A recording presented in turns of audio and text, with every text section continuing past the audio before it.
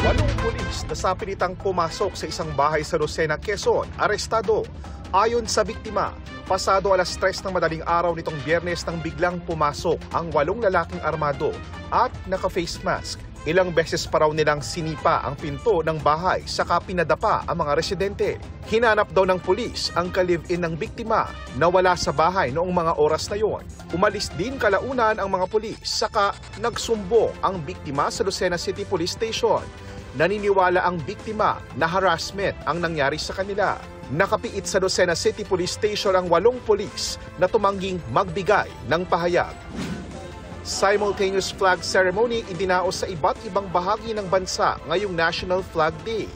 Sa Luneta Park, pinangunahan ng Armed Forces of the Philippines at Philippine Coast Guard ang flag raising.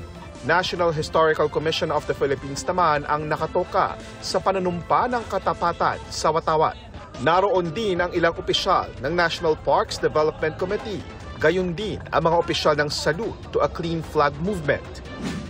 25 toneladang dates regalo ng Saudi Arabia sa Pilipinas. Tinanggap ito ng mga opisyal mula sa National Commission on Muslim Filipinos, Department of Foreign Affairs at Philippine Red Cross. Simbolo raw ito ng pakikiisa ng Kingdom of Saudi Arabia sa mga Pilipino.